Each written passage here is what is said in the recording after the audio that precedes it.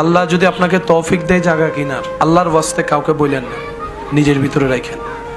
আল্লাহ যদি আপনাকে বাড়ি বানানোর তৌফিক দেয়, খুশি মনে কাউকে বলতে যায়েন না, নিজের ভিতরে রাখেন। কোন একটা চাকরিতে ইন্টারভিউ দিয়েছেন, হুট করে খুশি মনে বলতে যায়েন না, নিজের ভিতরে রাখার চেষ্টা করেন। গাড়ি কিনছেন, যা কিনছেন নিজের ভিতরে রাখেন। হয়তো আপনি যে চিন্তায় অন্যকে নিজের সুখটা শেয়ার করছেন, এটা অনেক সময় হয়তো হিতে বিপরীত হয়। কারণ কেন বলছি এই কথাটা, শুনতে একটু অড লাগলো, কিন্তু জিনিসটা বাস্তব। কারণ বদ নজর বলো একটা শব্দ আছে, আর মানুষের কাছের প্রিয় মানুষের বদ নজরটা একটু বেশিই লাগে, নজরটা একটু বেশিই লাগে। আর এই নজর ব্যাপারে নবী রহমতুল্লাহ আলামিন হাদিসে পাকে কিন্তু সাবধান করে গিয়েছেন। সেজন্য আপনার এই জীবন চলার পথে আপনার যাই আল্লাহ পাক দিয়েছেন, দিচ্ছেন, দিবেন, নিজের ভিতরে একটু কষ্ট করে সেভ করে রাখার চেষ্টা করবেন।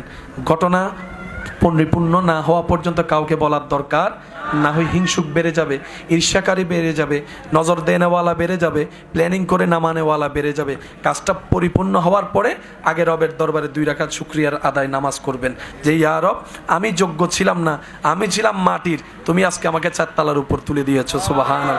আল্লাহ, আমি ছিলাম পায়ে হাঁটার মানুষ, আজকে তুমি আমাকে একটা গাড়ির ব্যবস্থা করে দিয়েছো, আমি যোগ্য নই, সব তোমার দয়া। আগে শুকরিয়ার আদায়টা করেন, তারপরে অন্যদের কারোর সাথে শেয়ার করার থাকলে সেটা করবেন। আর আপনার প্রিয় কাছের মানুষের মধ্যে মা বাবা যদি বেঁচে থাকে, সেই জিনিসটা আগে মা বাবার হাতে দিয়েন, একটু যেন দোয়াটা হয়। কারণ সন্তানের কল্যাণে মা বাবাই সবচেয়ে বেশি খুশি হয়। সুবহানাল্লাহ।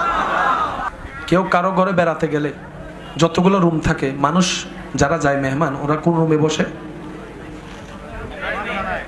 বলে না? আমরাও যদি এখন কোথাও যদি বেড়াতে যাই কারো বাসায়, কোন রুমে? ভিতরে কয়টা রুম আছে আমাদের জানা সম্ভব? ওই রুমের বিছানার চাদর কি কি কালার জানা সম্ভব? কিন্তু আমাদের অধঃপতন এমন নিম্ন পর্যায়ে চলে গিয়েছে, এই বিভিন্ন ভিডিও টিডিওর নামে মানুষ বেডরুমের স্ট্রাকচার পর্যন্ত ভিডিও করে ফেসবুকে দিয়ে দিচ্ছে। নিজের ঘরের ভিতরের রুমের বেডের বেডশিটটা কি, যেটা তার বউ জানার কথা, তার স্বামী জানার কথা, হয়তো তার ফ্যামিলি মেম্বার জানার কথা, এখন পুরো বাংলাদেশ জানে।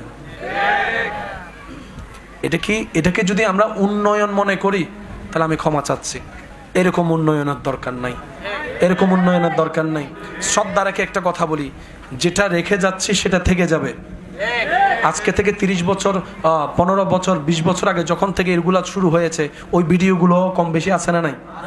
আপনি যখন বাবা হবেন, আপনি যখন মা হবেন, আপনি যখন দাদা হবেন, দাদি হবেন, নানা হবেন, নানি হবেন, আপনার নাতি নাতনি যদি আপনাদের সেই ভিডিওগুলো দেখে আপনার সামনে, সেটা দেখা যদি আপনার জন্য ইজ্জতের মনে হয়, করেন।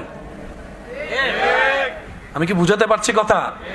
যদি সেটা আপনার জন্য প্রাউড ফিল হয় যে আমি বুড়া হয়েছি, আমার নাতি আমার সেই 20 বছর 30 বছর আগের ভিডিওগুলো দেখছে, এটা যদি আপনার জন্য ভালো লাগে, এটা আপনার ব্যক্তিগত ব্যাপার। তবে মনুষ্যত্ব বলে একটা কথা আছে, আর মনুষ্যত্বের যতগুলা বড় অলংকার, তার মধ্যে একটা অলংকারের নাম হচ্ছে আদব, আরেকটা অলংকারের নাম মোহাব্বত, আরেকটা মহা অলংকারের নাম হচ্ছে লাজ, লজ্জা, শরম। যার ভিতর লজ্জা নাই তার ঈমান। এটা একটু মিলে দেখলে বুঝবেন। দিন দিন যে অপরাধ বেড়ে যাচ্ছে, তার অন্যতম কারণ হচ্ছে লজ্জা কমে গেছে। আল্লাহ আমাদের সবাইকে হেফাজত করুন।